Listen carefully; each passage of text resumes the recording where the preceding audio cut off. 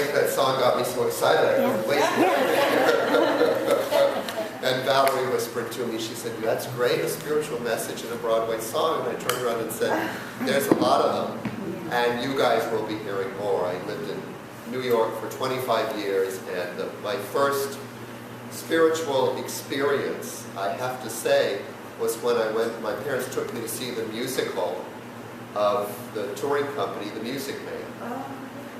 And I was so young, I didn't quite get that it wasn't going to be a movie, and when I sat down and there was no screen and real people came out on stage, I said, Mom, they're so little, and she said, yeah, that's because they're real people, and but then the energy of the real live people rather than the screen hit me, and it was a spiritual experience. And ever since then, the theater, especially musicals, being in the theater with live singing and dancing has been, it's really my first church. So I'm going to be, next week you're going to get another La Cage aux Folles song, which is quite spiritual, so we'll save that until next week. Today, I'm bringing you this moment. As the title of my talk is, The Time Is Now. And if you think about it, the time is always now. There's no other time that we live in. Even when we go to the past in our mind, or go to the future in our mind, we're bringing that future or that past into the now. And we experienced that during the meditation this morning, and I invite all of you, if you don't set your alarm early enough to get here for the meditation, I encourage you to try to do so. Because our meditation time is when we experience Spirit. It's the practical application of this relationship with the self. So that brings me to my notes. The time is now, and the heading, which doesn't fit out there on the board, is the time is now to fall in love with yourself. And what is love but a relationship? An experience of a connection. And all relationships, all connections happen now. They happen in this moment. And the most primary, the most powerful, the most important relationship in your life is to the self. And that truly is our spiritual journey, isn't it? That's what we talk about every Sunday here, is the self with the capital S, which in unity we know that that God, that presence is within us. It's not something out there. So to fall in love with yourself means to explore and discover that relationship, that connection to the, we don't even want to use the small self, but we'll use, and we talked about it some last week, the individual self, the personal self, that unique expression, that one-of-a-kind expression, which is you. The different faces that I'm looking at. And that you're all expressing God. You're all expressing that divine energy through your uniqueness. And what continues to amaze me as I explore my relationship to self is that it is multidimensional. Each day, each moment, that self is different. Who I am is different. We talked about it last week, about change. Change is the truth of this physical time and space reality. Perhaps the great big S self is that constant, is that one thing that doesn't change, that part of us that is witnessing, that knowing self, that knows that we know, that knows I am sitting here listening, and it's that other part that is sitting there listening. But it's not really an other part, because it is who we are. But that individual self is part and parcel of that divine.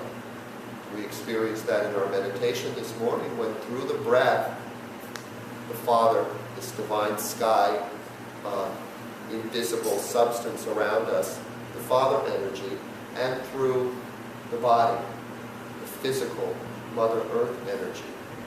We are Earth, we are sky. It's in each of our cells. The water of the planet. I went to a water blessing yesterday. It was called Calling All Nations. And I was kicking myself while I was there because I didn't know about it. But I didn't share it with you guys. And Valerie was the one who reminded me yesterday. She said, you need to tell me about this, and we can tell everyone about that. So I'm going to be sharing more of these things, but I will share the experience yesterday, which was amazing. There were a number of different tribes there, doing the dances, singing the songs, and sharing from their heart their relationship to nature, to the water specifically on the planet, and that this is our mother. The water embraces and surrounds everything. Every landmass is literally surrounded by water. It runs through our bodies. We're 90% water. Our tears are water. We sweat water. It's part of us. And they talked about how important it is to bless the water every day, starting with blessing the water in your body. So let's do that right now. Let's take a moment to breathe into the body and send a blessing to the water that is present in every cell, that is necessary for the synapses in our brain and the electrical impulses to move through our body. It really is the conducting mechanism of so much that goes on in our body. And so part of a blessing, what is a blessing? But it's an acknowledgement. It's a gratitude, it's a relationship, it's a thanking of something that exists. And in thanking, we become aware of it. We notice it. We give it that unconditional attention. So, if the time is now to fall in love with yourself, it means developing that relationship to the self. And it means understanding, discovering, exploring what that self is. And I'm one of those people who love nature shows. I love science shows, things about the universe. And I've realized as time has gone on, the reason I love it is because it's an exploration of myself. I am nature. I am the cosmos. They talk about how we are made of stardust, which is giving me goosebumps because it's not just a pretty idea. It's the truth. It's the truth. So, Marvin, if you're ready, I'd like to watch the first video. This is a man, well, we'll watch it and then I can explain a little bit about it.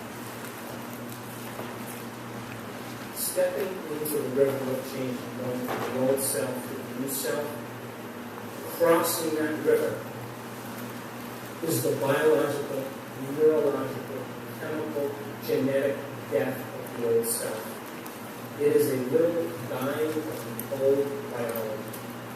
Some people will say that's the unknown and I can't predict the unknown, I can't predict my future. Well, the best way to predict your future, the unknown, is to create it. And to begin Can we turn it up a little bit? who you do want to be in your life and how you want to demonstrate that in different cultures and communities and organizations. So Aristotle said, we are what we repeatedly do. Excellence, therefore, is not an action, but a habit. Now, for the most part, you think about 60 to 70,000 thoughts in one day.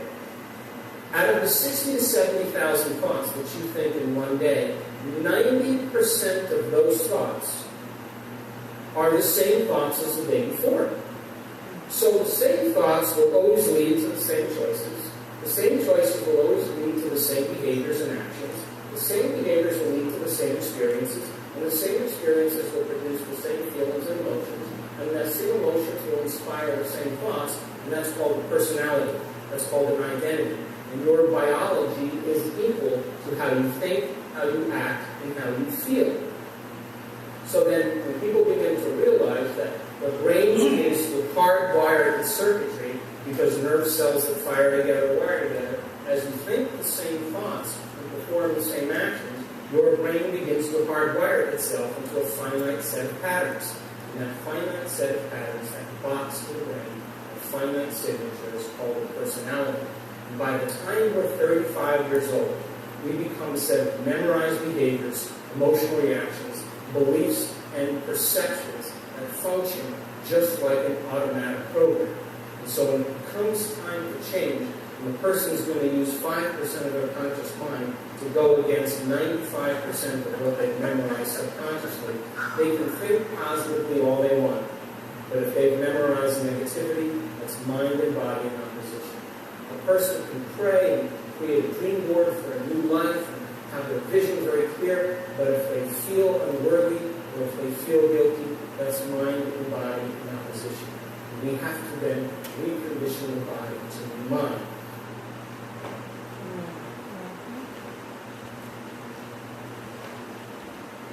So, the time is now to fall in love with yourself. How many of us feel right now that we are in love with ourselves? Good.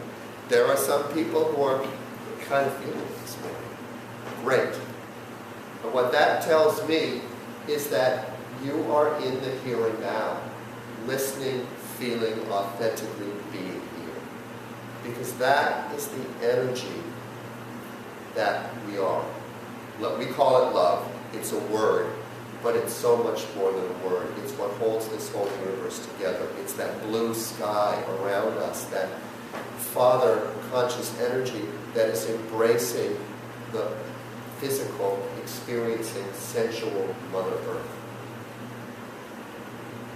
And so if you're not in love with yourself, if you don't wake up with that joy and excitement of adventure that life is, it means you're running on an old program, an old, stuck untruth, basically. And there's a lot of what I like to call the error thinking of collective consciousness. There's a lot of stuff that we've been holding on to that we believe is true, because it's programmed in us.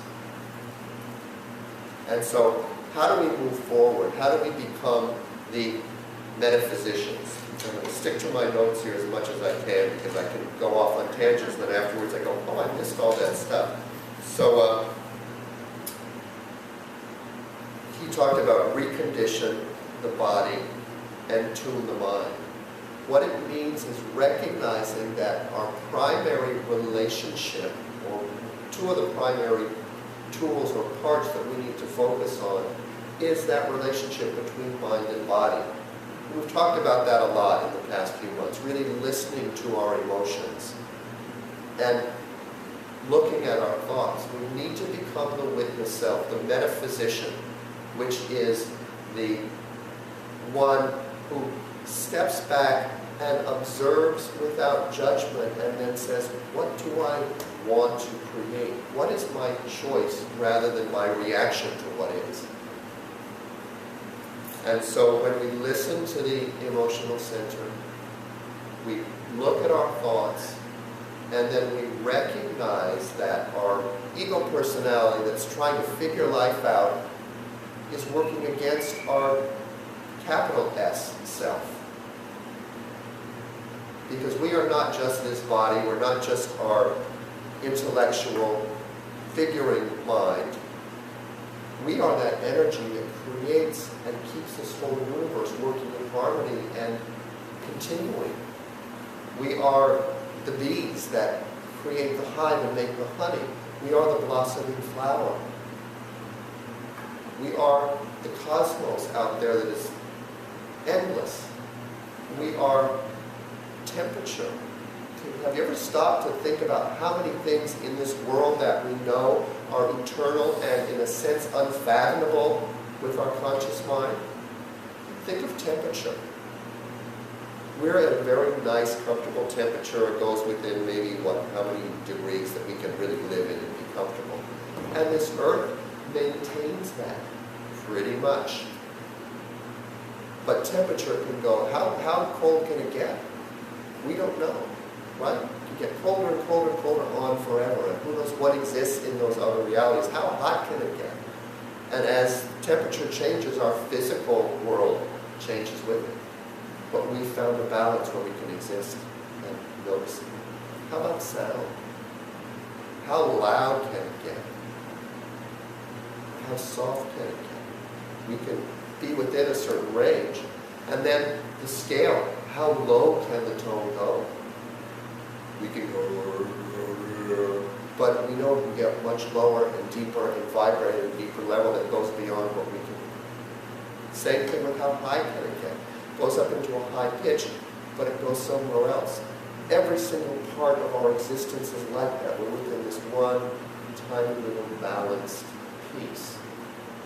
For our ego mind to try to comprehend that, it kind of goes crazy. What I'm inviting you to do is allow that ego mind to be blown.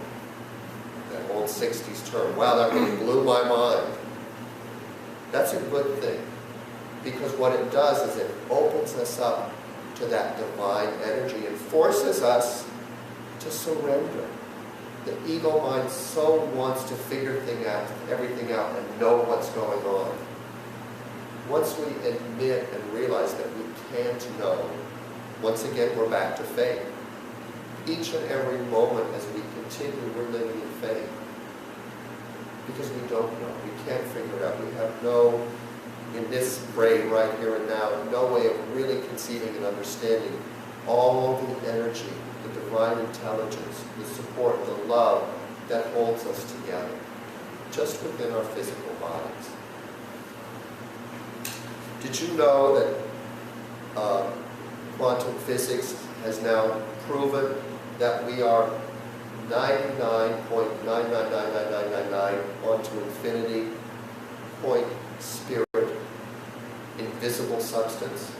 We're only 0.000 on into infinity matter. You know, each cell, each neuron is huge, huge amounts of empty space with a tiny thing that's kind of substance, but we're much more, if you want to look at it this way, we're much more wave or vibration than particle. Knowing this and connecting it with our unity principles, which I have to say connect with the Buddhist principles, connect with what we learn in yoga, connect with so many of the ancient wisdoms. So it's understanding that's been around for a long time. They support and tell us that what we think and feel is much more powerful and much more important than what's out there. And how often we run around trying to fix what's out there, forgetting that we have a direct connection with the source of everything out there. And when we stood up off all fours and began to conceive of life, which to me is the Adam and Eve story, the knowledge of good and evil, which basically is just the knowledge of duality, the knowledge of the two energies or the polarization, which is our manifesting tool. It's always pushing us toward that which feels better, feels greater, feels grander, and away from what doesn't feel good. So that's the metaphysician. It's the person who recognizes who they are. It's about knowing the self and loving the self, which means being willing to do what feels right. What's right for me in this moment? What feels good for me? And when you recognize that me is not just this, but me is you, because we're all connected, that allows us then to move to the highest good for everyone. Trusting that the self is the starting place. If you're doing what really is right for you, it cannot help but be right for everyone around you. Even if everyone around you is saying, how dare you? You're hurting me, you're doing this. That's why we need to be conscious of what feels right for me. Trust it and own it. And also trust that we are always changing and always different, and it's okay not to be who you were yesterday. And it doesn't mean you made a mistake yesterday. It means you can let go of regret. It means you can really be in the now. Because the time is now. Colleen talked this morning about how I just need more time. How many of us feel like there's not enough time, or have a lack mentality around time. I do too, I admit it. I invite us all this week to ask for a miracle where time is concerned. And when you ask for a miracle, it's important not to then second guess it and try to figure it out.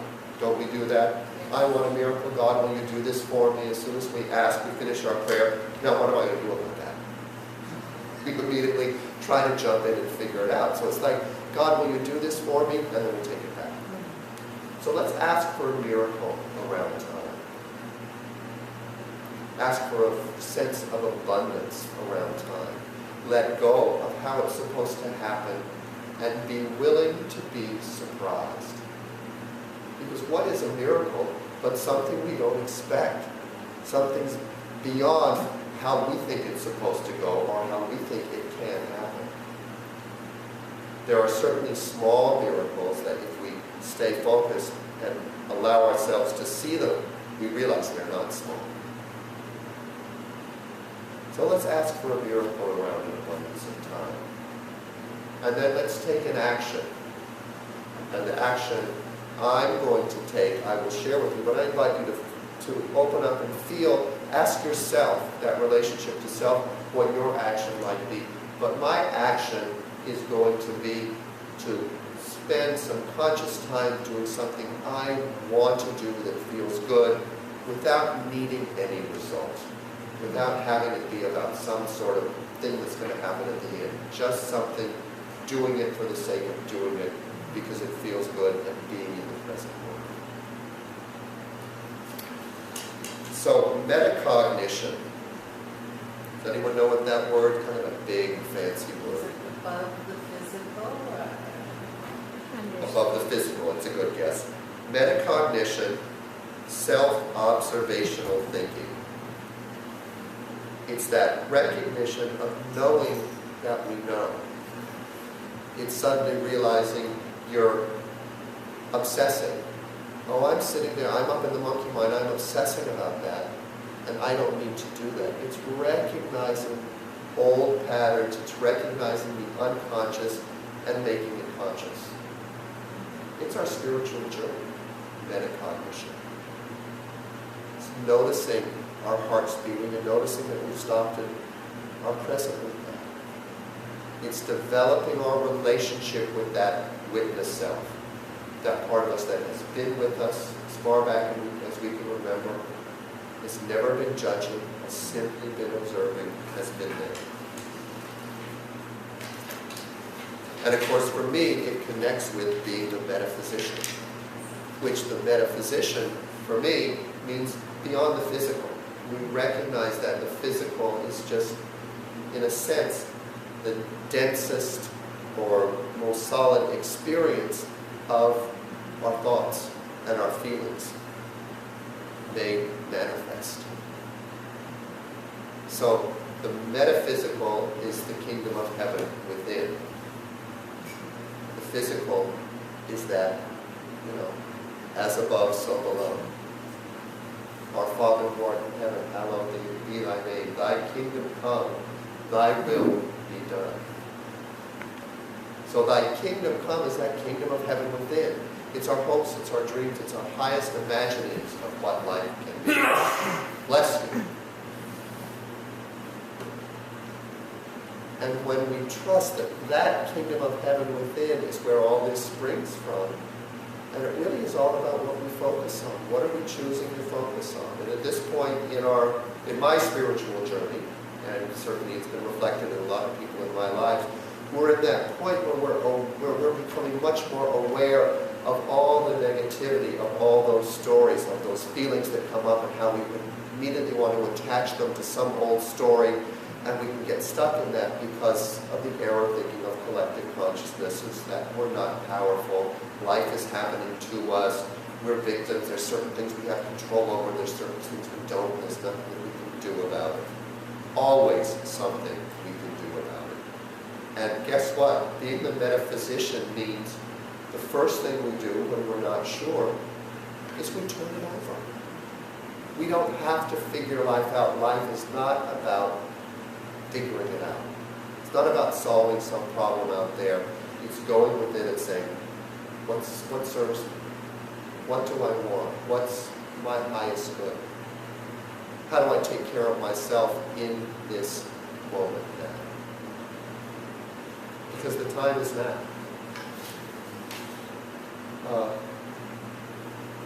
Ask for signs and stay open to surprise and miracles. It's another thing we can do. And I invite you to do that this week. Ask for a miracle. Ask for a sign in your life that Spirit is there. That there's a divine energy working in your favor. And then stay open to it. What we have a tendency to do is we say a prayer and we ask, and then the first thing that comes up that pushes our buttons, we think, oh, it's not there. I have been inviting you for months, and inviting myself as well, to look at those things that push your buttons as miracles.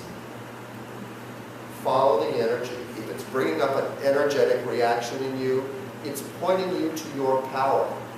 And what we have a tendency to do when our buttons get pushed is we pull in the old story. I'm not good enough. This is happening because I did something wrong. It's a regret. I should never have met this person. Why did I say yes when he asked me out on the date?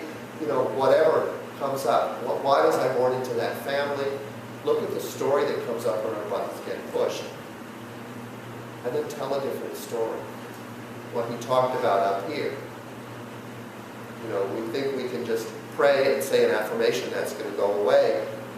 We're working with 5% of this program thing. Remember what he said. I think this is one of the most powerful things that hit me, that to change isn't death. To move to a greater, bigger self means we have to allow the old self to die.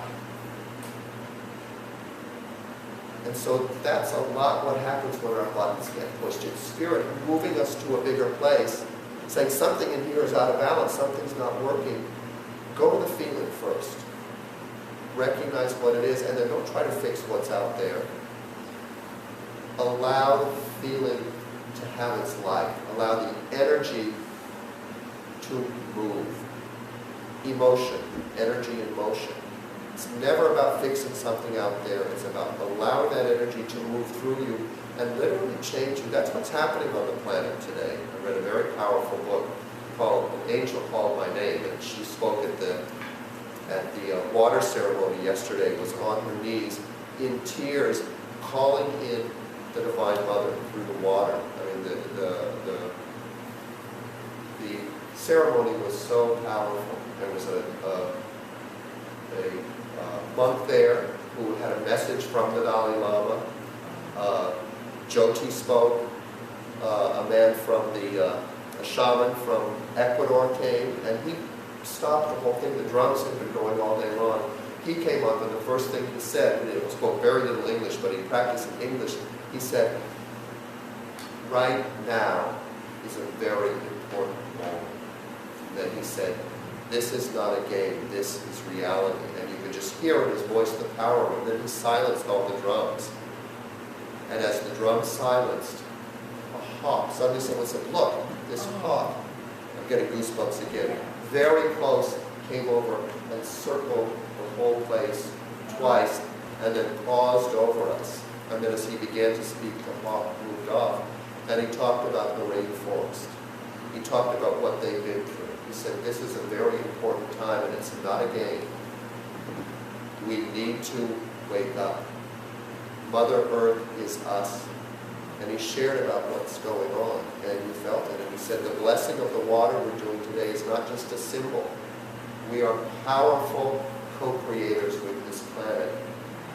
We need to own that. We need to know that. And we need to start with the self, blessing the water in our own bodies. And in doing that, what does that mean? It means owning our emotional center. Our emotions are water, this ever-moving energy that is able to embrace and move. It's non-resistance. It's being present in what is.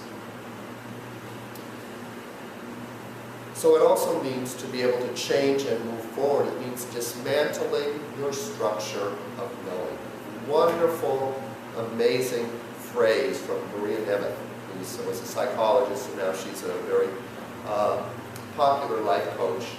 who developed a real powerful way of changing, of moving forward. She talks about each morning waking up and saying a number of things, one of which is, I dismantle my structure of knowing. We've decided what this world is about. And we get stuck in that decision, and it becomes unconscious. How much of what you do each day is programmed is unconscious? So if the time is now to fall in love with yourself, it means really to recognize who you really are in this moment. And what's not working, what is time to let go of.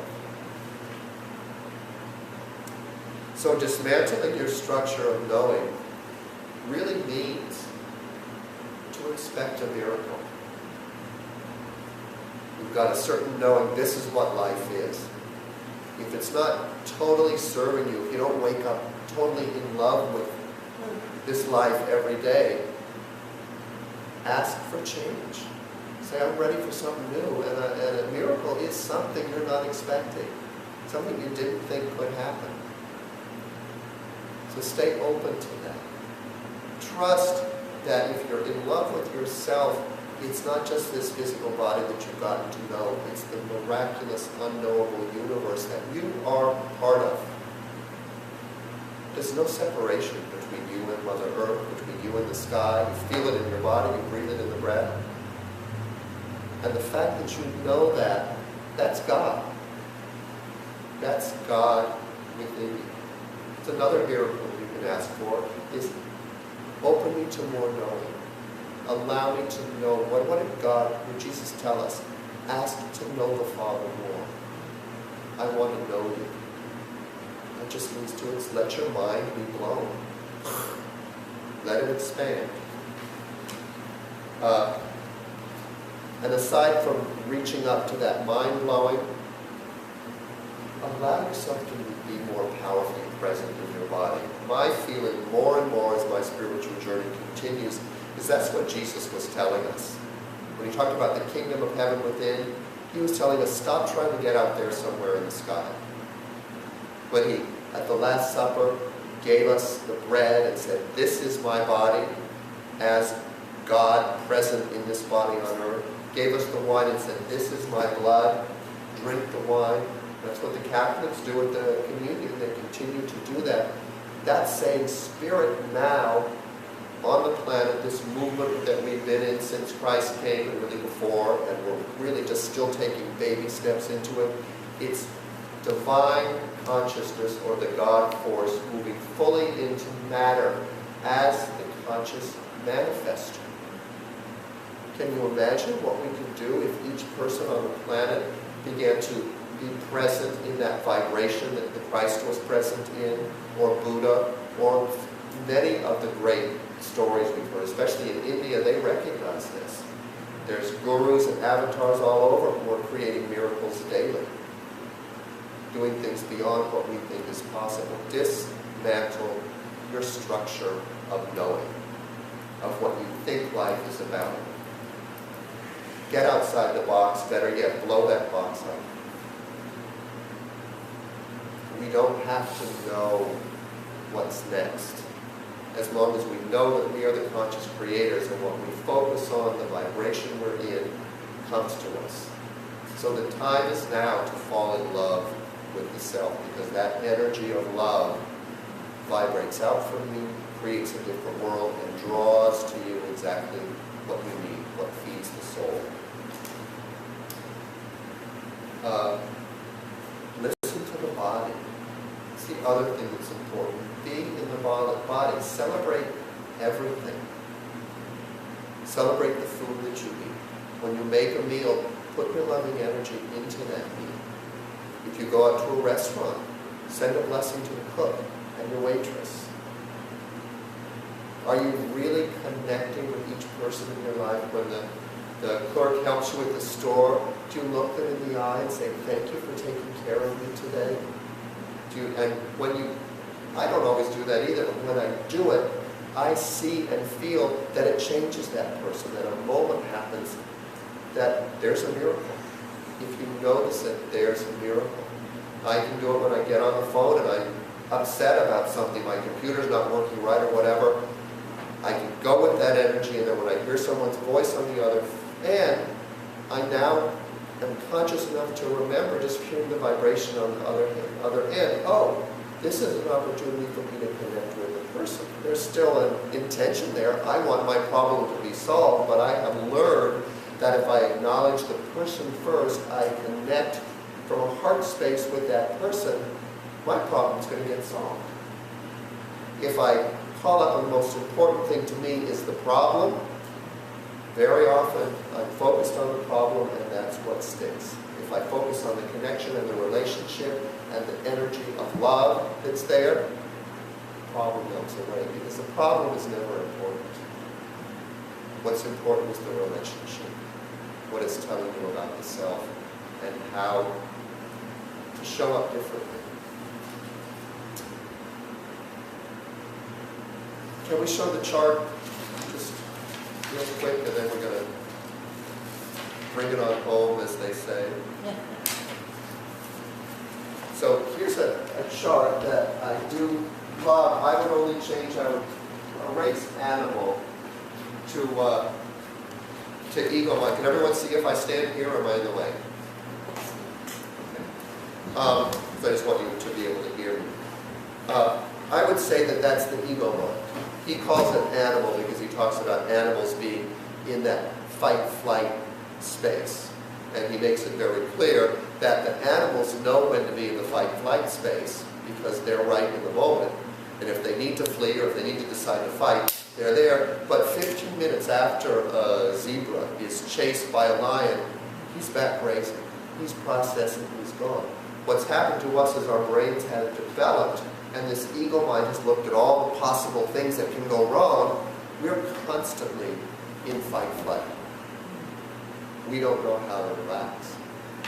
So that's the importance of meditation. And if you're a metaphysician, you meditate regularly. And meditation doesn't have to be sitting like this.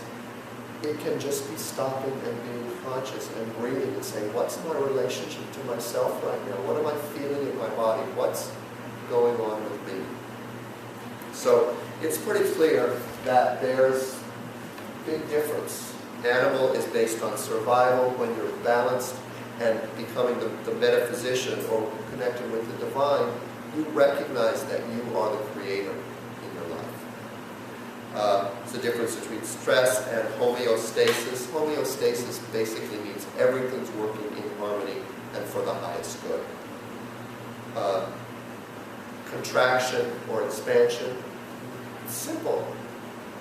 That's what I like about this chart, is it's simple. I can ask myself, am I feeling contracted right now, or am I feeling an expansion?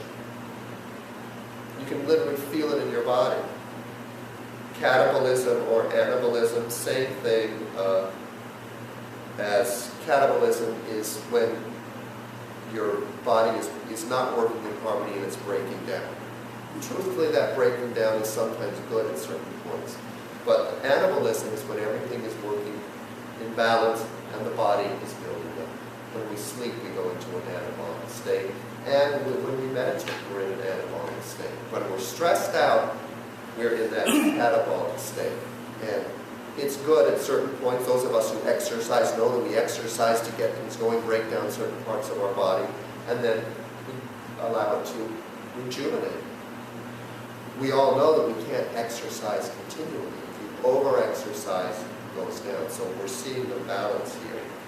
Dis-ease or health, imbalance or order, breakdown or repair, generation or regeneration, fear, anger, sadness, love, joy, trust.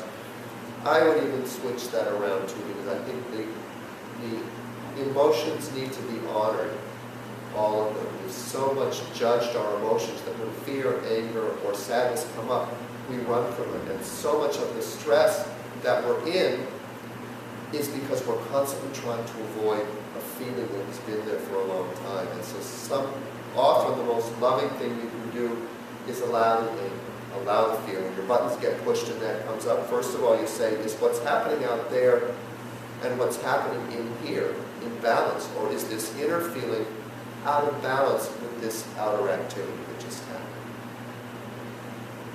For me, most of the times, it's out of balance. Yes, that has pushed my buttons, and maybe there's something that makes sense why it's pushed my button, but it's deeper, so I go to the feeling and allow it. I give it space before I simply react out there. Selfish or selfless, environment, body, time, no body, no time. We're going to work on this chart again because I don't want to spend too much time on it.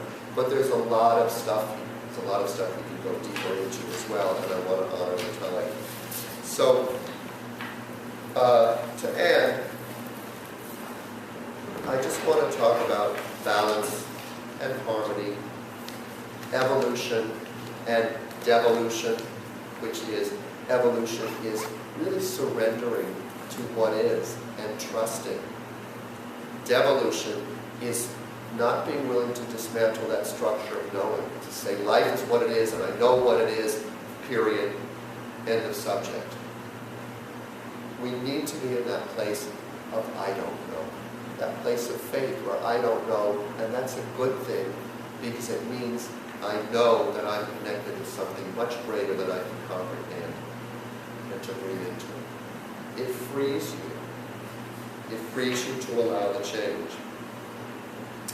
A lot of this we will talk about next week. It's so connects into that. And so I'll just end by talking a little bit about how we allow the change. And it's to trust that we don't know and to continue to dismantle that structure of knowing. To look at, am I shutting down or am I staying open? Am I listening to myself? Am I in the moment now? Or am I am I moving forward based on some old past belief, an old way of being? And to continue to invite in help. To stop when your buttons are feeling pushed, you're feeling stressed out, and saying, I can choose right now to change my mind, and I'm not going to move forward until my breathing has slowed down and I can feel good in myself right now. Because I know that that energy is what creates my reality. I know that I am a piece of God, and that I have the choice right now to move forward in stress or to move forward in trust and faith and balance. And if I can't find it within myself right here, right now, I have tools. I can call a friend, I can pick up some unity literature, I can take a bath. So be willing to nurture yourself this week. Here's a definition for meditation that I will leave you with, remembering that being the metaphysician is the one who trusts and knows where their power comes from. It comes from the divine, which is within. Meditation, becoming conscious of who you are, It gives you the power to decide. So that's really what meditation is. It's tuning into the greater self, the big S. And then you practice repetition. That's the way we do it. We've been practicing unconsciously, repeating old patterns, doing what we've always done. It's time to practice consciously. Continue to do it in a new way, to continue to show up loving. When someone pushes your button rather than reacting, hold yourself in love and say, my button's been pushed. There's an energetic thing going on here that I haven't allowed in yet. Allow the energy to move through you. And then come forth as lovingly as you can. Say what you want. Say what you mean what you say, which means follow through. And try not to say it meanly, which is important too, right? Because saying it meanly, we can say what we mean, and it's not just what we mean. It's like, this is my truth, and it's your fault. How often have we done that? I've done it. This is what I believe, this is my truth, and it's your fault. But I'm upset now. We need to take responsibility for our energy. Allow the thought to become the experience. That's the other way we become conscious creators. Allowing the thought to become the experience. It's the difference between just saying an affirmation I am abundant, I am abundant, I am abundant. Oh my God, I pay my bills. Right? We need to say the affirmation until we feel it, because this feeling center works with the mind. It's body and spirit together. This is my body, take the bread in. This is my blood, take it in. It means it's not just thinking, it's feeling. It's heaven, the breath, and earth, the body, working in harmony. Allow the thought to become the experience. How do you know it's an experience and not just a thought? You feel it in your body as an emotion, as an energy. As you allow your body to feel this thought experience, the feeling creates the energetic vibration in your body, and you draw to yourself similar experiences. Or you can look at it this way: you send out that energy, that projector of our creative self into the world, and you begin to see what you're feeling. This is unity. This is the metaphysician. This is being the conscious creator with spirit. And with that said, let's go ahead and play the final video.